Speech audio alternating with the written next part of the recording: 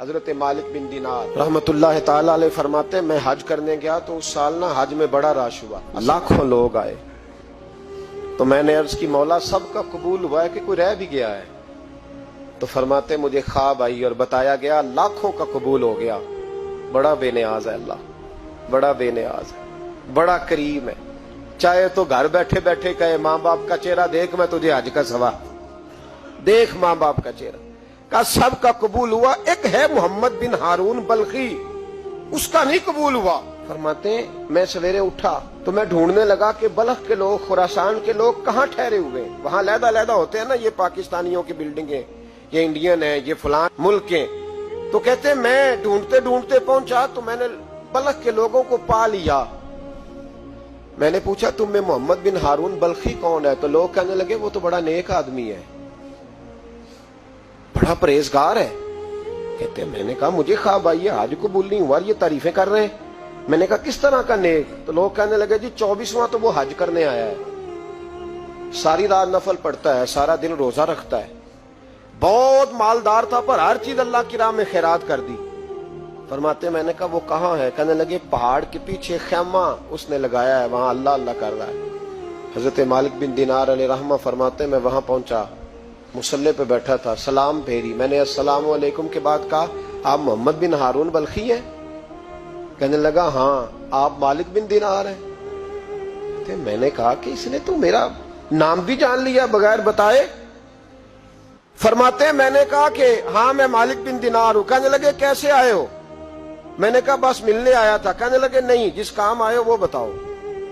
میں نے کہا میں ملنے آیا ہوں۔ تو کہتے ہیں وہ رو پڑے، کہنے لگے نہیں آپ کو خواب آئی ہوگی کہ میرا حج قبول نہیں ہوا۔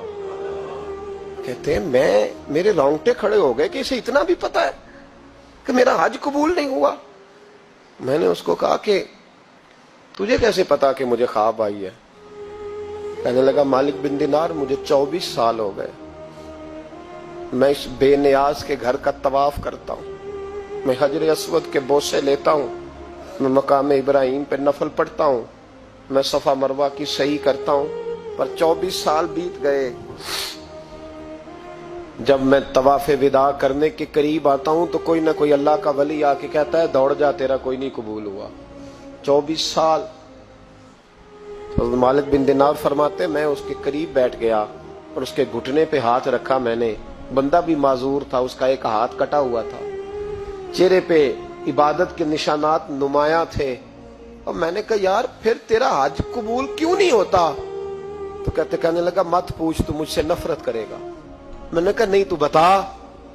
کہنے لگا نہ پوچھ۔ میں نے اصرار کیا تو کہنے لگا اس لیے نہیں قبول ہوتا کہ میں اپنی اماں کا نافرمان۔ ماں کا نافرمان کیا ہوا؟ تو کہنے لگے اللہ نے دولت دی، جائیدادیں، گھوڑے، زمینیں، میں عیاش ہو گیا، میں اللہ کے دیے ہوئے مال کو ناجائز جگہ خرچ کرنے لگا۔ ماں میری بوڑھی تھی، عبادت گزار تھی، مجھے سمجھاتی تھی۔ رمضان کا مہینہ، عصر کے بعد اماں تنور میں روٹیاں لگا رہی، میں گھر آیا شراب کے نشے میں، اماں روٹی دو۔ ماں کہنے لگی شرم کر، روزہ رکھا نہیں تو جنہوں نے رکھا ہے ان کا تو خیال کر۔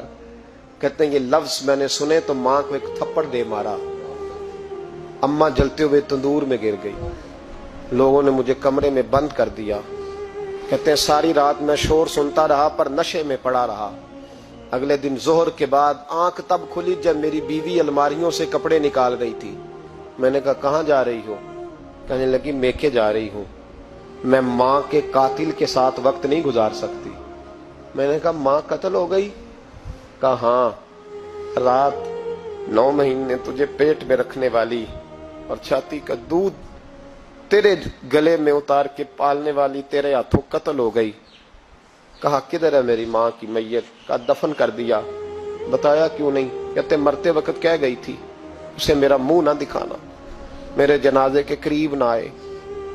کہنے لگا میں اسی وقت اٹھا جس ہاتھ سے ماں کو مارا تھا، کلاڑا لے کے ہاتھ کاٹ دیا، جائیدادیں، گھوڑے، مکانات خیرات کر دیے، ساری رات نفل پڑھتا ہوں، سارے دن کے روزے رکھتا ہوں، ہر سال حج کرتا ہوں، عرش کا مالک معاف نہیں کرتا۔ حضرت مالک بن دینار کہتے ہیں میں نے بھی ایک تھپڑ مارا، میں نے کہا تو اسی قابل ہے تجھے معاف نہ کیا جائے، کبھی تجھے معافی نہیں ملے گی۔ کہتے ہیں میں ہو کے آیا، وہ روتا رہا، تڑپتا رہا، میں سویا گھر آ کے تو مجھے مصطفیٰ کریم علیہ السلام کا دیدار نصیب ہو گیا۔ نبی پاک صلی اللہ تعالی علیہ وسلم نے فرمایا مالک تو اسے کیوں مایوس کر آیا ہے اللہ کی رحمت سے، کیوں کہہ آیا اسے؟ میں نے کہا حضور اتنا بڑا قاتل ماں کا کیسے معافی ملے گی؟ تو محبوب فرمانے لگے اس کی ماں کی وجہ سے ہی اسے معافی ملے گی، ماں کی وجہ سے۔ حضور کس طرح؟ فرمایا ماں قیامت کے دن اس کے خلاف مقدمہ دائر کرے گی، کہے گی اللہ اسے پوچھ میرا جرم کیا تھا، مجھے کیوں جلا کے مارا؟ رب بات سنے گا اور پھر کہے گا اٹھاؤ اس کے بیٹے کو۔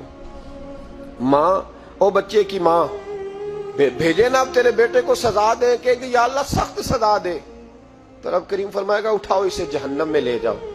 مصطفیٰ کریم فرمانے لگے جب زنجیریں ڈال کے فرشتے دوزخ کی طرف لے جا رہے ہوں گے نا تو پلٹ کے ماں کی طرف دیکھے گا، تھوڑا پھر آگے بڑھیں گے تو پھر دیکھے گا، پھر دوزخ کے قریب جائیں پھر دیکھے گا اور کہے گا اماں جی مجھے جلائیں گے، مجھے تکلیف ہوگی، زندگی میں جب درد ہوتا تھا تیرا نام میری زبان پہ آتا تھا، اماں مارنے لگے ہیں مجھے جلائیں گے۔ میرے مصطفیٰ کریم فرمانے لگے وہ ماں اسے جلا کے مار دیا، وہ میدان محشر بول پڑے گی، کہے گی اللہ اے اللہ اے اللہ۔ رب کریم فرمائے گا کہ عرض کرے گی مولا میں نے معاف کیا تو بھی اسے معاف کر دے۔ اللہ فرمائے گا اس نے تو جلا کے مارا، تو کیوں نہیں جلنے دیتی؟ حالانکہ اللہ سب جانتا ہے، کہے گی مولا میں تو ماں ہوں نا، کیسے موقع دوں؟ تو میرے محبوب فرمانے لگے مالک اللہ اسے اس کی ماں کی وجہ سے